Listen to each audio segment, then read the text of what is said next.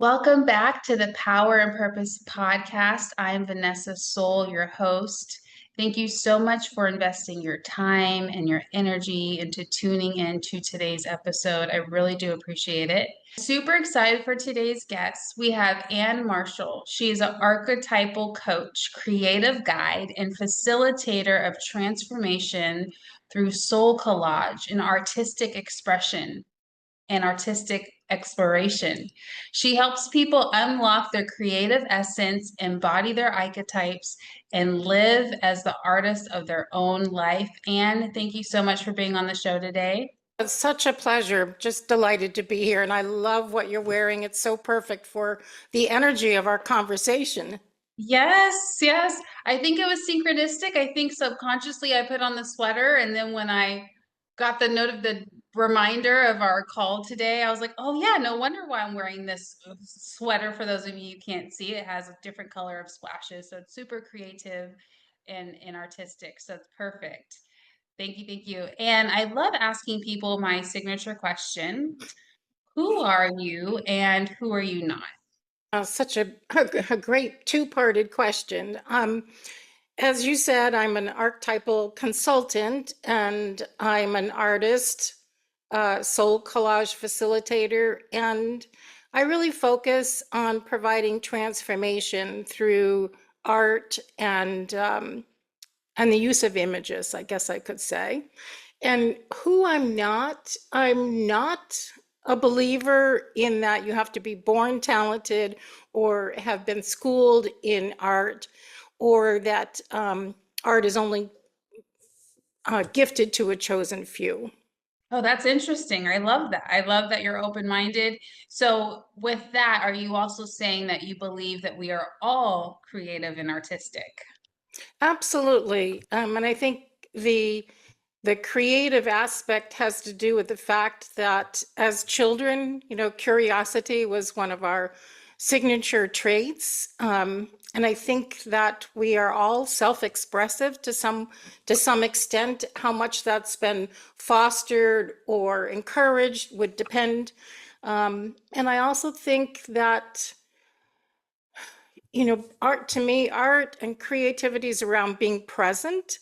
And in the being present, then we can also be kind of a conduit for something that's greater than ourselves. So yes, creativity is available to all. And I think that we all have an inner artist. Beautiful. And that's probably going to stick with me. I love that phrase. Being artistic is about being present. Mm, I love yes. that. Thank you for Yeah. sharing it.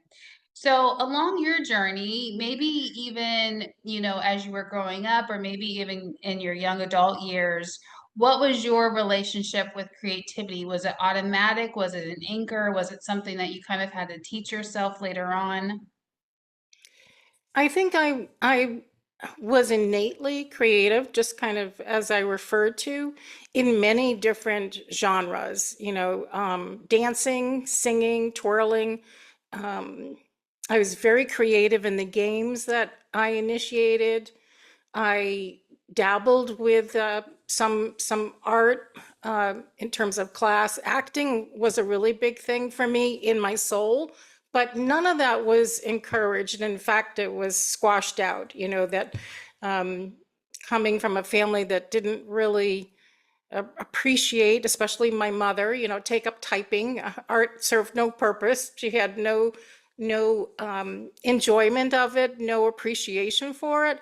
And to have a very self-expressive daughter, I think kind of threatened her in a way. So it definitely got squashed out, is probably a really good way to say it. When did you really start to have like a different relationship, even though it was discouraged? When in your life, if there was one point in time, if there was a milestone, it might have been spread out, I'm assuming. But when was that shift happening? That shift took a long while. I mean, I did participate in 17 years of substance addiction, and I think that was all kind of a result of not being able to unfold or not feeling free to unfold that part of myself. So it was a way to diminish myself. And when I finally went through the series of not participating in those addictions. I had written a book within 3 months, and definitely started to be freed up. Um, I know for a long time professionally, I was in the fitness and wellness field, and I realized that I taught a lot of classes, a lot of classes. And in looking at them, every class was a unique creation unto itself. I mean, there was nothing robotic or repeating about it. When I look back on that history, I'm like really amazed at the extensiveness of the creativity that I exhibited in providing that exercise experience for people. But then I would say, um, I got into quilting at one point, very conventional. And actually, that was, I think I had tried to stop smoking by picking up fabric. And eventually, the quilting stuck and the smoking went away. But I realized that I didn't like math. And so I wasn't at all interested in making my points match or following conventional patterns. So I ended up doing my own self-design.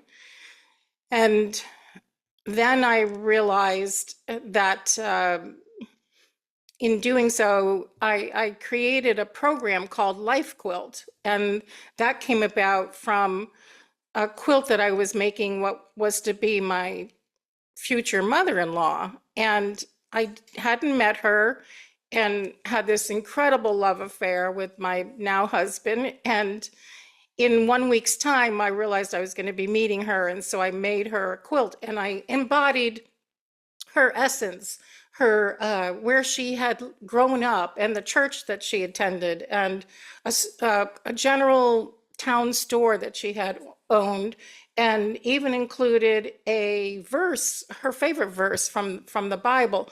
All of that embodied into this quilt. And then I met her on that day, and unbeknownst to me how ill she was, and she actually died that very same night under that quilt. And it was hugely impactful to me. It was like, oh my gosh, I made a death quilt. And my husband said, no, you made a life quilt. And out of that, there was a whole program that was born from that. And I participated in that for a good number of years. And then ultimately, I would say the very first Soul Collage card that I created is called The Artist with All Resources. So she came to me just very quickly, very spontaneously, and she indicated to me that whatever I need as artist, I already have. So that was the first kind of real definitive, I'd say, integration of my artist self. And then it still took me a while to claim it because, I mean, I think of our artist in a very conventional sense of somebody who, is famous, makes a lot of money, or maybe they're dead and then they're famous. So it certainly has been a process all along the way. And what a powerful story with your husband's mother and making her that quilt for a very significant transition in life. And you didn't Yeah. know, of course, until it happened, but it was just a powerful moment.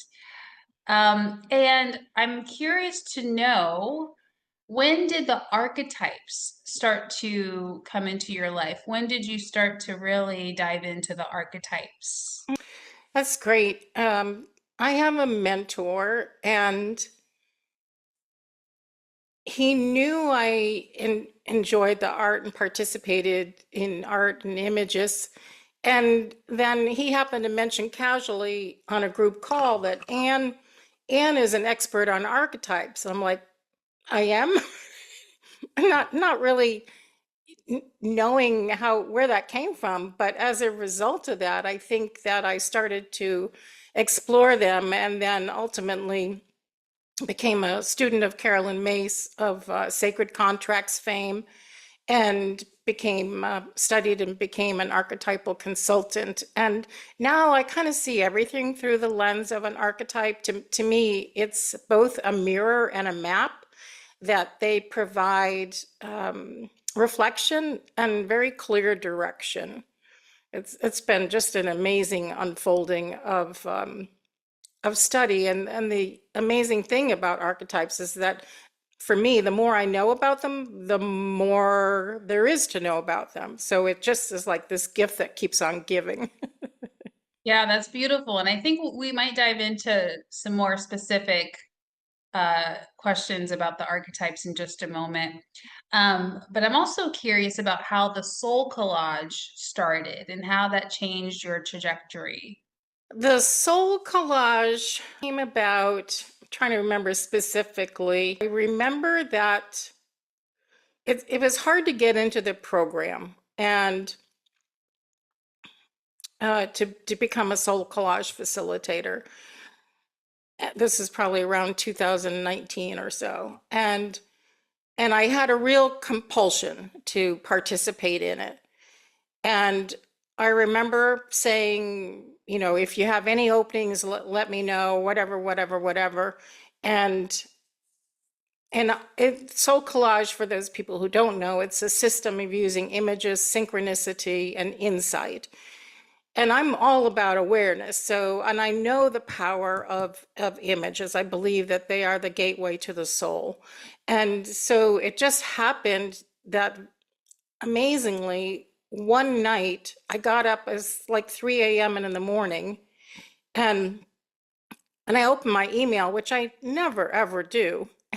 And there was like, oh, we have an opening in the class starting in like 5 hours. And I'm like, oh my gosh.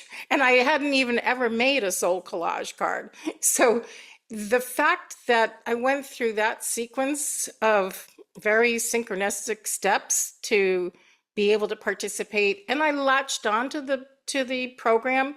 It's a very structured approach, and I've kind of taken it more. I mean, I think it's very useful in this approach, but my main emphasis is on working with the archetypes and images. Beautiful. And I just Googled it for myself just to see what it would look like. So describe it a little bit more. Synchronicities, and how else can you describe that for us? The soul collage process. Yes. So usually there's some kind of question or some milieu that is determined, and you collect images from usually magazines or calendars or greeting cards, that sort of thing, and then going through the process of maybe asking some questions, then you select an image and you cut it away from its background and then select a different background and then merge that image with the background. And then that image becomes your own voice. And there's a dialogue with that card. It's actually, you know, a piece of yourself that's being reflected. And so one of the very familiar questions or statements is, I am one who. And so looking at the card and the image, the card itself speaks to you and fills in that blank. I am one who is the artist with all resources, for example. And then you can collect and or make and collect a whole deck of these cards. I find that useful, although again, my emphasis now is making really wall art related to the archetypes and involving people in that experience of working with the archetypes and their own art. And for anyone who's curious, you could just Google it and see what it looks like. You know, it kind of reminds me, it's very different because I could feel the vibration, but it kind of reminds me of what we would do for a vision board. Hmm. You know, but instead of putting, you know, things that we want or things that we're aspiring to, it sounds like it's more of soul resonance images, things that resonate with us, or something that's being expressed through us and it's captured in an image, and we can put these together. And that's kind of like the song of our soul for that period of time. Is that also a valid description? Yes, I think you did a great job with that because it's really, vision board might be seen as um, how could I say? It feels like a little more external to me, but I don't really know that that's a good way to put it. Whereas the soul collage is more a revelation. So maybe the vision board is intention, but the soul collage card is that exposing more parts of oneself.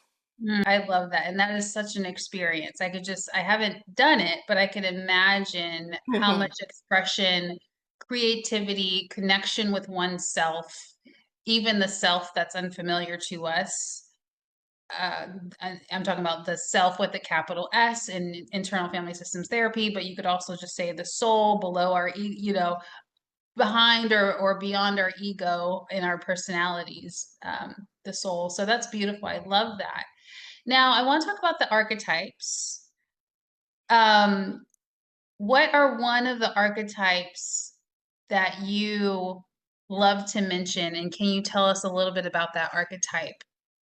The seeker, I think, is one that probably a lot of your listeners would what's the right word, resonate with maybe. And the seeker has a spiritual aspect to it versus like a guide or a mentor.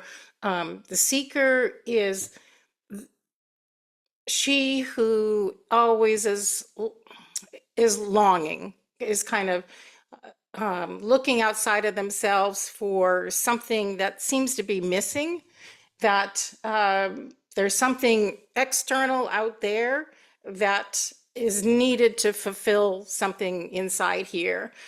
So in the shadow, that's that constant turmoil, always on the go, never kind of really settling down, never feeling content or comfortable. But in the light aspect of it, it's the realization that whatever it is you're seeking is already inside you.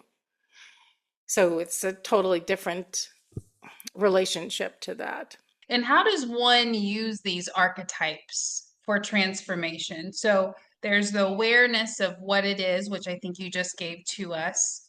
And if someone wanted to use that archetype and maybe a few others, how would they apply this? How would they interact with the archetypes? Archetypes have that continuum of light and shadow. So I think without understanding the archetypes, we're I hate to say, but most people are kind of operating in a level of not knowing that they don't know. So Right. to me, that's very survival oriented. It's very guttural. It's very, it feels very personal. It's day in, day out kind of a thing. Whereas on that spectrum of light to shadow, the light then brings one into the cosmic, the symbolic, and along the way there is the awarenesses and revelations, I guess is again a good word. And in that understanding, then one can make a choice, because to me it's about how we are operating on that automatic default system that we don't even know that is running us.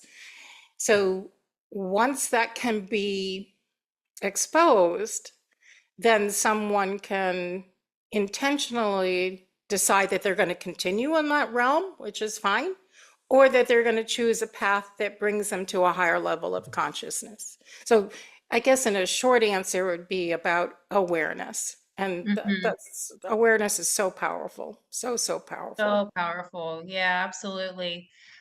Can you give me a list of a few other archetypes and maybe I'll pick a couple more, one or two more that we can kind of go into?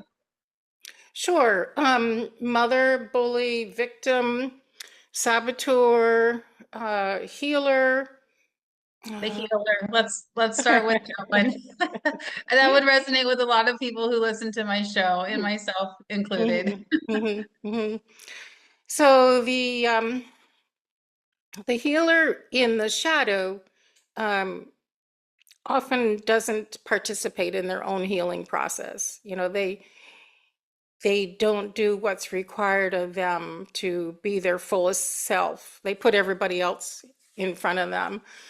And in the light aspect, it's not about fixing the brokenness or taking away the pain.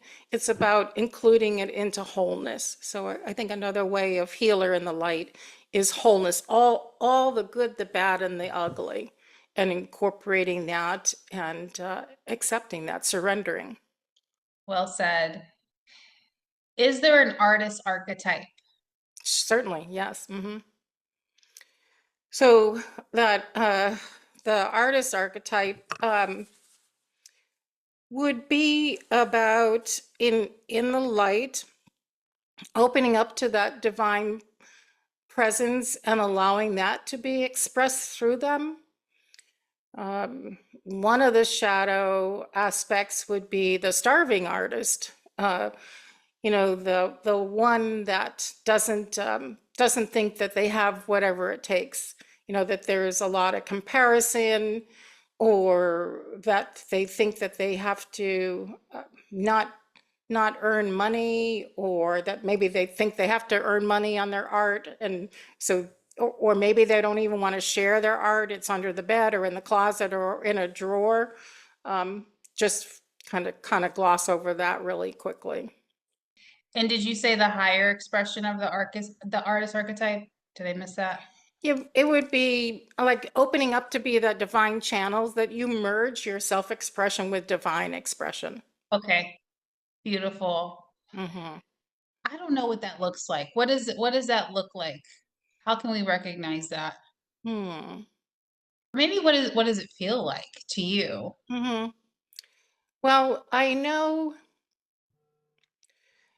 Oh my God, it's like hard to kind of encapsulate everything into a moment in a conversation, because words are insufficient when it comes to archetypes. They're so symbolic. You know, they're so beyond the realm of the left brain. But let's say, uh,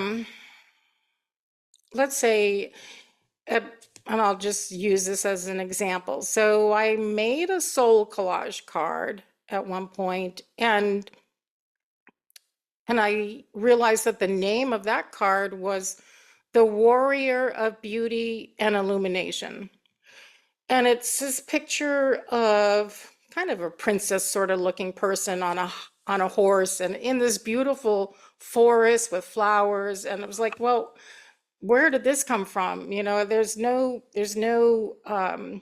kind of warrior image or connotation for me about it. And and I knew there was something really powerful in that card for me. And I kind of dismissed it, much like you get the tap on the shoulder and you don't really resonate with it and you put it on the back burner, but it's not going to go away. You know, that kind of lifelong soul integrated message is going to stay with you until you respond. So I'm like trying to decipher this image. And then I realize it's more of a missionary quality, that there's this dissemination that this princess sort of image on this horse in the beautiful forest is carrying, that this person is meant to be like the megaphone, is meant to like spread the word to others. And so I realized then, in that moment of realization, that I wanted to do a global exhibition of very large scale pieces of art. And that was the birth of a group that I founded called Soul Stories. And now we actually debut in 2 weeks, and we have venues scheduled around the world. And there's now 22 artists that are participating in this, and we all have made very large scale pieces of textile art. And by that I mean like 5 feet, 7 feet, 9 feet by 6 feet. I mean, they're big, big, kind of tapestry style or size. And they also have equally large meanings to them. So they're works of art that are meant to convey a message and for people to resonate with and take action on. So all of that came from this one card. Of course, now I forgot what your question was. But somehow that kind of landed me down that path of maybe how working with the archetypes can alter alter a part of you as a creator. Yeah, it sounds like it takes you on the journey. I think my question was, what does it look like? What does the highest expression of the artist archetype look like? And I think you took us Hmm. on the journey, so that was beautiful. Hmm. Hmm. Yeah. Yeah, I mean, definitely, artist is all about entering the mystery. So, when I got that those marching orders from the warrior of beauty and illumination, it scared me, and it was like, why me? This is more than I'm capable of, and I had to continue to face that. I mean, I still face it, regularly because this is a very large quest that this group is on, and to step into those shoes, to have the trust and the faith. I think that's another part of the artist in the light, is trusting, having the faith that you're going to be guided, that the answers will come, the resources are there, um, the opportunities will unfold. So just being receptive for that when it shows up. Beautiful. Receptivity is such a powerful energy, and I think in almost any area of our lives, as long as we're empowered, and Mhm. it sounds like expression, creativity, and art, receptivity also shows up as well. Yeah. Any other thoughts on that?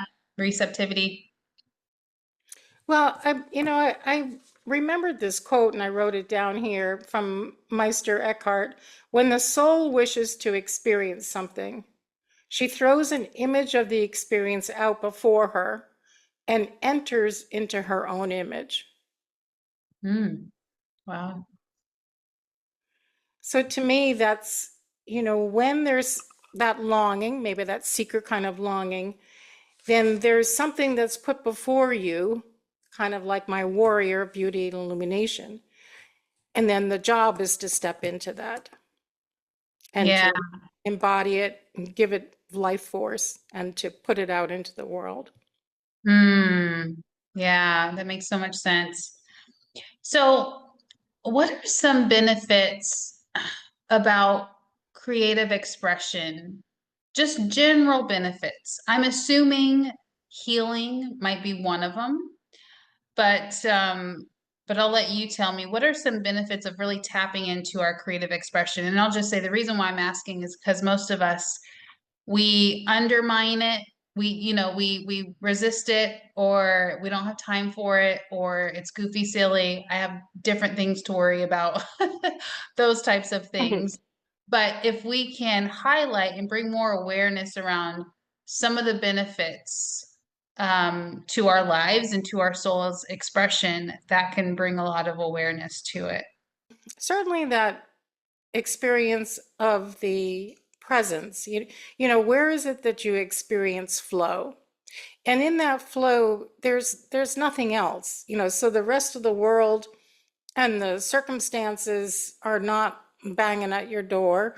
You're completely present to not only yourself, but to a higher power, if you will, whether you recognize it or not. There's something that's coming through you.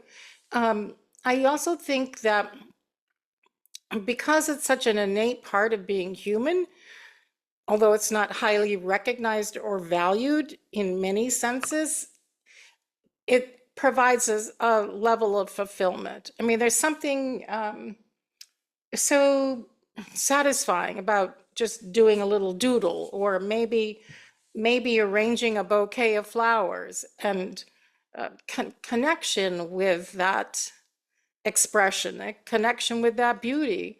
It might be connecting with a message. So I think it's an organic part of ourselves as human that is essential to connect with. I'm sure that, humans got as far as they have because of that creativity experience that they are capable of.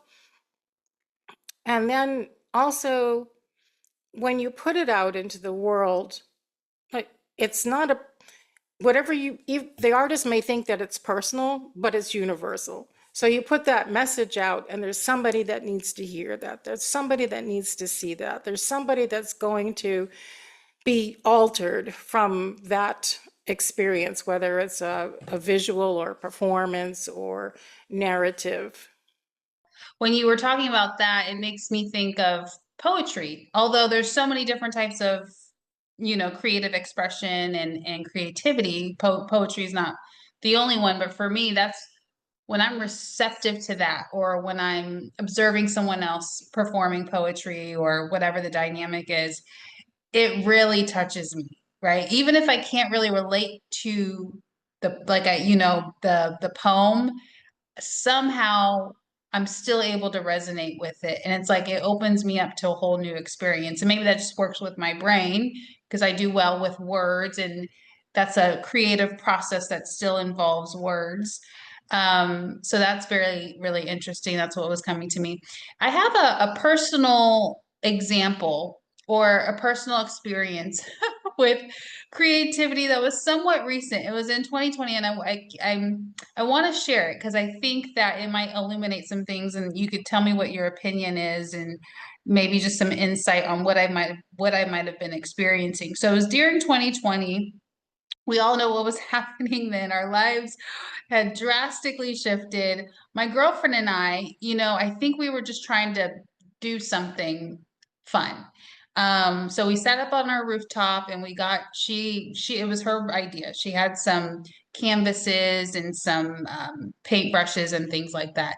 I had not really touched anything creative since elementary school. I went to a performing arts school. My dad had me there. I didn't really want to be there, but I took I did the dance classes, and I was like on the stage arts and crafts crew, so that way I didn't have to act. But, prior to elementary, I had not done anything creative until 2020. And my friend and I were painting on the rooftop, and, for her, I could tell it was very therapeutic. And she doesn't do this often either. I think, just during a moment when the world was so chaotic, she was able to drop in. For me, I was having a lot of struggle, resistance. I got really critical of myself. you know, I started to put paint colors on the small canvas. It's like the size of a laptop screen. And I just was struggling with it emotionally. Yeah, I mean, I didn't have like emotional release. It was more frustration and maybe a little bit of, I was kind of being hard on myself now that I look back on it. So maybe that was what I needed to see for maybe I needed to learn that about myself in that moment. I'm not sure. I haven't really gone back to that moment too many times to unpack it.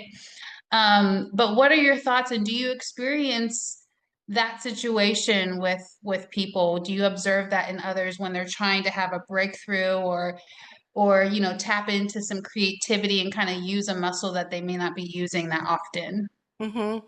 Yeah, I can just imagine the situation that you're describing, and what you were bringing to it was a certain level, I think, of expectation, and you recognized that self-critic, and that's very prevalent in the artist archetype.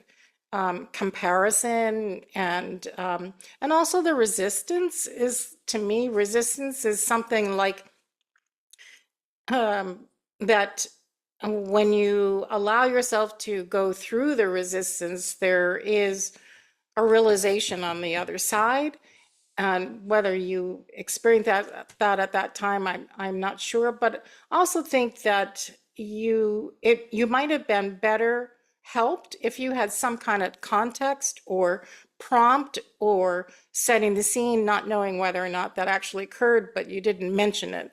So, it might be just, kind of, paint, paint what you feel, or paint a color that raises your vibration, or, asking a question. Um, what I always start with a word. So on my canvas, or I'm actually working with fabric, but I like starting with a word first, kind of breaking that tabula rasa, or that blank canvas. That staring a blank canvas in the face is very intimidating for the artist each and every time. So often putting something on there that you're going to end up covering over much of, most of, maybe all of, maybe not all of, but it kind of gets you through that resistance, through that internal conversation. So, and of course, I think, whatever we were brought up with along the way, we're bringing to that brush and palette at the same time. And, there might have been, like I said, some kind of, expectations. Clearly, you have had some accomplishments in the performance part of the world. So maybe you weren't feeling that that was translating easily to another medium. Yeah, that's beautiful. Thank you. I've always, again, I never really thought back to that time, and probably until now, or maybe I might have talked about it with that one particular girlfriend of mine. But that's just interesting, and that also leads me to um, the question: what are some other challenges that we can have, that people in general, that we can have with creativity, or just either in the process, like myself, like, and you're right, I didn't have a prompt. I that blank slate was probably more overwhelming than anything. And maybe it was the overwhelm that kicked me into that self-criticism. And yes, that did take me back to childhood. That was my environment, so yeah, what are some other challenges, and how can we be aware of this so that it doesn't stop us from expressing our creativity and our artistry? I think it was Da Vinci who said, if you knew how many hours I spent in my craft, you wouldn't be so amazed. And in that, it's like you have to practice the skill, whatever it is. I mean, you need the tools, but I don't know that anyone, it's rare, I think, when somebody is born able to clearly express in a mature or highly acclaimed way. And Da Vinci was indicating that he spent hours and hours and hours and hours and hours, like that, what is it, the 10,000 hour rule. Anybody can get good at that if they put that time into it. So it does take time to develop the skill. It can take time to determine what the medium or the genre is, whether it is written word or performance or storytelling or movie writing or visual arts or whatever. And then there's also the dilettante kind of archetype, and that's the one who dabbles, who flits from one thing to another, kind of like the honeybee going from flower to pollinate. And so the problem with that in the shadow is that you're always on to the next shiny object and developing this breadth, but you never have depth. You never have a real settling into, I don't know if mastery is the right word, but settling into what going deep can allow you to express. So those are kind of the opposite, like the dilettante, flitting about, and then the 10,000 hour rule of putting the time in. But is there any other practical advice you can give us for someone who's feeling really disconnected from anything creative, anything artistic? I would say, let's see. There's this one organization, it's called Arts, A period, R period, T period, S period, Artists Recovering Through the 12 Steps.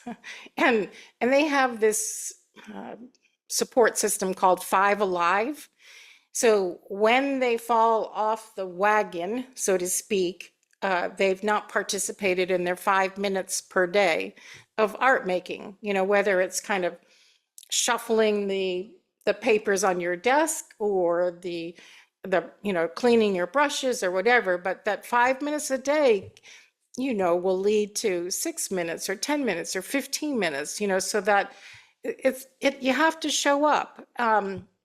But I also think that maybe looking at it to look for the fun of it, like look to where you experience the flow, like an automatic thing, not like in any of the registered arts, if you will, but more of like, how do you experience kind of really being in that flow? Like it could be you as artist in the garden, or it could be you as setting the table, or it could be you as like how you enter a room.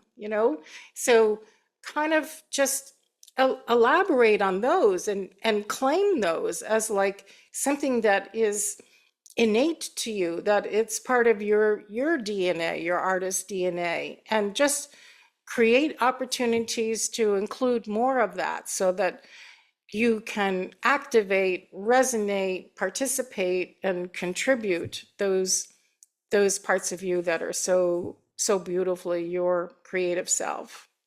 That's amazing. I love that. And you're right. It's just that intention of that 5 minutes a day.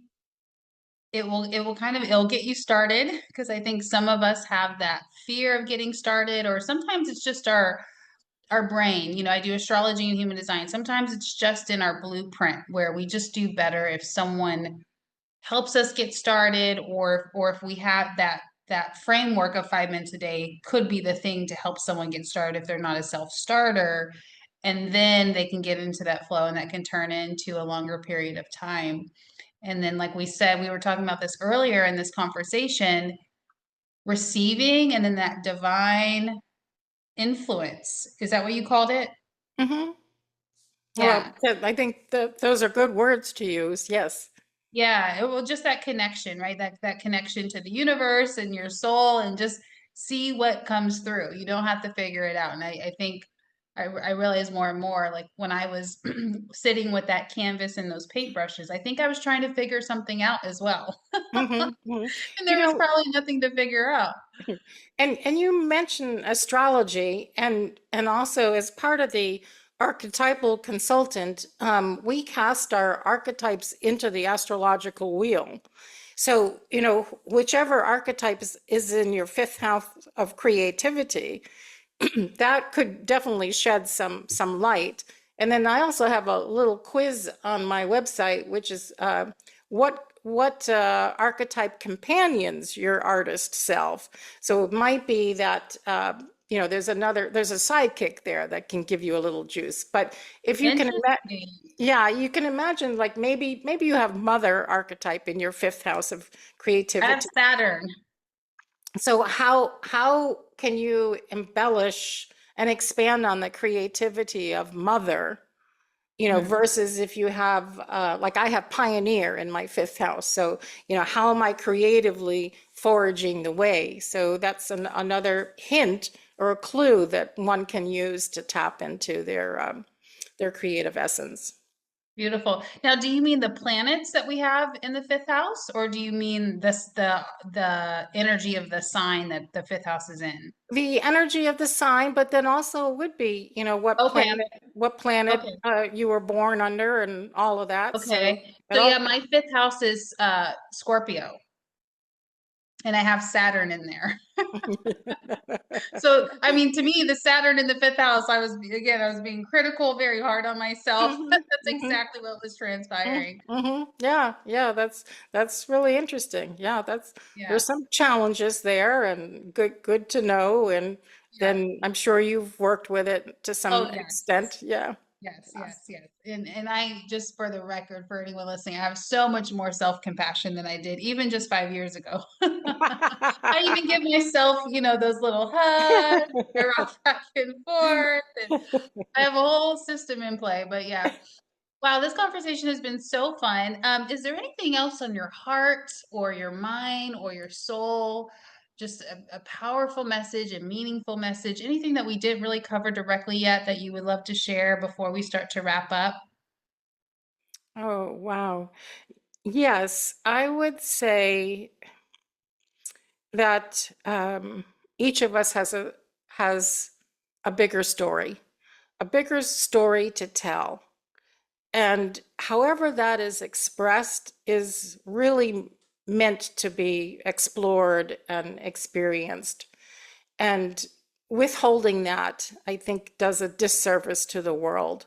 So I would really encourage people to ask the question, what is my bigger story that is only mine to share? Mm, that's powerful. Very, very powerful. Thank you for sharing that. So, if this conversation resonates with you, please connect with Ann Marshall. I'm going to give you her links, and they're also here in the description. So, you just click on the link, it'll take you directly there. I like to just verbally say it for anyone who's washing the dishes or you're multitasking, just so it could be in your mind and you'll go back and click on it. Her website is annmarshallartist.com, annmarshallartist.com. And we also have her Instagram, Ann Marshall Artist, and then her YouTube channel connected. So feel free to connect with her. And you have one powerful way that people can work with you or hop on a newsletter or connect with you, anything like that?